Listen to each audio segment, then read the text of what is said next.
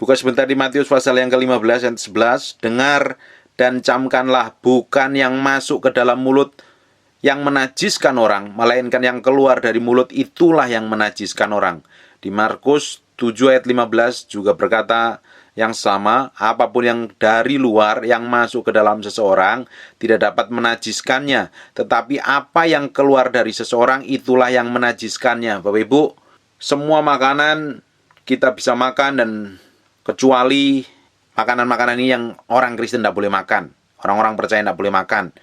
Buka sebentar di Kisah Para Rasul pasal yang ke-15 dan yang ke-20. Tetapi kita harus menulis surat kepada mereka supaya mereka menjauhkan diri dari makanan yang telah dicemarkan berhala-berhala, dari percabulan, dari daging binatang yang mati dicekik, dan dari darah. Kisah Para Rasul 15 ayat 29 juga berkata yang sama. Kamu harus menjauhkan diri dari makanan yang dipersembahkan kepada berhala, dari darah, dari daging binatang yang mati dicekik, dan dari percabulan. Jika kamu melihara ini, dari hal-hal ini kamu berbuat baik. Kisah Para Rasul 21 ayat 25.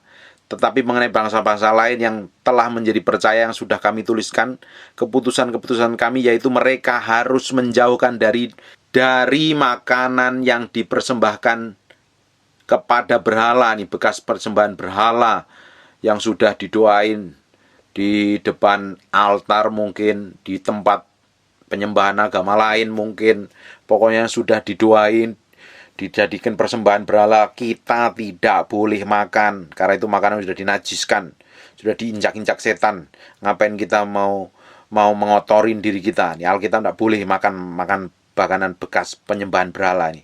Dari darah, didih, atau apapun juga itu nggak boleh dimakan. Dan dari binatang yang mati dicekik. Artinya kalau mati dicekik, darahnya nggak keluar, kita juga nggak boleh makan. Jadi 3 makanan ini yang orang Kristen nggak boleh makan. Lain itu boleh dimakan, asal tidak ada alergi, boleh makan. Atau mungkin tidak ada pantangan karena asam urat, mungkin darah tinggi, boleh makan, segalanya boleh dimakan. Kecuali makanan yang bekas penyembahan berhala, mau agama apapun juga, kalau sudah dipersembahkan nggak boleh kita makan nih. Dari darah, ini darah sapi, darah ayam, darah babi, darah apapun juga tidak boleh dimakan. Dan dari binatang yang mati dicekik, sebab darah adalah nyawa, tapi kita tidak boleh makan. Terus yang menajiskan kita itu apa? Ternyata yang menajiskan kita bukan yang kita makan, tetapi yang keluar dari hati kita itu yang menajiskan. Buka sebentar di Matius pasal yang ke-15 17-20. Tidak tahukah kamu bahwa segala sesuatu yang masuk ke dalam mulut turun ke dalam perut lalu dibuang ke jamban. Semua makanan ya ujung-ujungnya larinya ke belakang semua. Tetapi apa yang keluar dari mulut berasal dari hati. Jadi apa yang keluar dari mulut kita itu sumbernya dari hati kita. Jadi kalau kita mau lihat seseorang itu, lihat aja dari mulutnya ngomongnya apa. Kalau mau lihat itu baik, orang itu baik, pikirannya jernih, pikirannya sesuai firman apa enggak, yang keluar dari mulutnya apa. Kalau yang keluar dari mulutnya sumpah serapah, isinya kepahitan, benci, dendam, pingin balas dendam, intinya semuanya tentang kejahatan, pasti hatinya juga jahat. Karena yang dari dalam hati itu akan manifestasi keluar melalui mulut kita. Tetapi apa yang keluar dari mulut berasal dari hati, dan itulah yang menajiskan orang. Karena dari hati timbul segala pikiran jahat nih. Pikiran jahat, pembunuhan, perzinahan, percabulan, pencurian, sumpah palsu, dan hujat, itulah yang menajiskan orang. Tetapi makan dengan tangan yang tidak dibasuh tidak menajiskan orang. Tapi hari ini kita harus cuci tangan terus setiap hari sekalipun nggak makan, supaya nggak ada kena virus. Tapi kalau seandainya nggak ada air, nggak najis, orang makan najis. Tapi banyak agama, beberapa agama, yang nggak banyak agama sih, ada beberapa agama menerapkan aturan-aturan fisik. Tetapi ya itu urusan mereka. Tapi hati kita ini harus bersih dan bermurni. Kalau hati kita ini murni, bersih, yang keluar dari mulut kita ini menjadi berkat buat orang lain. Bapak Ibu, hari ini cek aja hatimu. Selama ini yang keluar dari mulutmu itu apa? Apa pikiran jahat? Karena dari hati timbul segala pikiran jahat aja. Kalau ngelihat orang lain isinya jahat, jelek, negatif, buruk. Kalau kita ini selalu menilai orang lain seperti itu, artinya hati kita ini yang jahat, hati kita ini yang kotor. Itu yang menajiskan. Pembunuhan, hari ini membunuh nggak perlu pakai senjata, nggak perlu diracun. Tapi kalau kita benci dengan sesamanya, kita ada seorang pembunuh manusia. Di 1 Yohanes pasal yang ketiga, 15. Kalau kamu benci sesamamu, kamu adalah seorang pembunuh manusia. Udah jelas-jelas nih. Gak usah dibunuh secara fisik, tapi kita benci kepada orang lain, kita sudah dengan seorang pembunuh. Benci sama suamimu yang sering menyakiti, benci sama istrimu, benci sama mertuamu, benci sama siapapun, tanpa sadar kamu sedang menjadi pembunuh manusia. Itulah yang menajiskan. Perzinahan, tidak setia di dalam pernikahan, punya selingkuhan, punya TTM, punya simpenan atau apapun juga, percabulan, pikirannya kotor, najis, jahat. Ini juga menajiskan. Terus pencurian. Hari ini kita nggak curi, tapi kita nggak pernah bayar pajak. Kerjaannya nipu, korupsi. Ini sama dengan pencurian ini. Atau tidak mengembalikan segala sesuatu miliknya Tuhan, yang menjadi miliknya Tuhan. Kita makan sendiri dan kita tidak pernah kembalikan yang menjadi haknya Tuhan.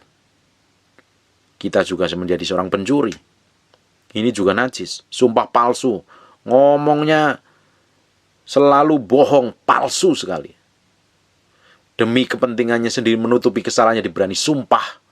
Dan itu jahat sekali. Hujat, tidak hanya menghujat kepada Allah, tapi hujat kepada orang lain. Kerjaannya ngutukin orang lain, nyakitin orang lain, melukai orang lain. Ini juga menajiskan. Itulah yang menajiskan orang. Tetapi makan dengan tangan yang tidak dibasuh tidak menajiskan orang. Hati-hati. Tanpa kita sadarin, kalau kita ini ngomongnya jahat kepada orang lain tanpa sebab, justru itu yang menajiskan. Hati-hati. Bapak Ibu cek saja apa yang di dalam hati kita ini isinya apa. Bapak Ibu bisa rekam sepanjang hari itu. Kan ada HP, sekarang pakai HP smartphone semuanya. Coba direkam sepanjang hari, banyak ngomong apa? Ngomong jelek atau ngomong yang baik, memberkati orang atau mengutukin orang, ngomong yang buruk atau ngomong yang sesuai kebenaran firman Tuhan. Kita akan tahu isi hati kita nih. Kalau isi hati kita ini kotor, kita akan cenderung berpikiran negatif, buruk, jelek, melemahkan, merendahkan, menyerang orang lain, menyalahkan orang lain, mencari kambing hitam. Ini tandanya bahwa hati kita ini kotor dan perlu pertobatan. Itu yang menajiskan. Kita makan daging babi tidak najis, tapi hati-hati kolesterolnya naik dan bisa gemuk karena enak. Semua makanan yang diizinkan Tuhan boleh dimakan, kecuali atas saran dokter ada pantangan-pantangan supaya kita ini hidupnya menjadi panjang, menjadi berkat bagi banyak orang lain. Kecuali makanan bekas penyembahan berhala, dari manapun juga itu, kita nggak boleh makan. Dari kelenteng, dari penyembahan nenek moyang, dari manapun juga, yang dari tempat agama lain yang sudah didoain, kita tidak boleh makan itu. Itu bekas penyembahan berhala, tidak boleh makan kita. Terus darah kita tidak boleh makan, dan binatang yang mati dicekik kita tidak boleh makan. Supaya kita tidak menajiskan. Justru yang dari dalam kita ini seringkali menajiskan. Pikiran kotor, percabulan, perzinahan, percideraan, itu yang menajiskan. Bahkan melukai banyak orang. Itu yang harus kita perbaiki. Hati kita ini harusnya benar nih. Kalau yang di dalam ini benar, manifestasi keluar dari mulutnya juga benar, Bapak Ibu. Kita mau didapati hidup kita menjadi berkat bagi orang lain. Dimulai dari mana? Dari dalam hati ini. Karena jagalah hatimu dengan segala kewaspadaan, sebab dari sana akan terpancar kehidupan. Hidup kita akan memancarkan kehidupan atau memancarkan kematian. Harusnya memancarkan terang Kristus. Dan dari satu mata air tidak akan keluar dua mata air yang berbeda. Kalau nggak jernih ya keruh, kalau nggak asin ya tawar. Kalau kita tidak bisa memakai mulut kita, di sisi lain kita pakai nyembah Tuhan, di sisi lain pakai ngutuk, pakai maki, menghujat, mengumpat-ngumpat, itu tidak boleh. Mulut kita dipakai untuk menjadi berkat buat orang lain.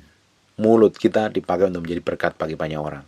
Mulut kita harus menjadi penyampai kebenaran firman Tuhan. Dan saya percaya kita akan semakin hari semakin diberkati Tuhan dan semakin dipakai Tuhan untuk kemuliaan namanya. kita semakin didapati menjadi berkenan di hadapan Tuhan. Amin. God bless you.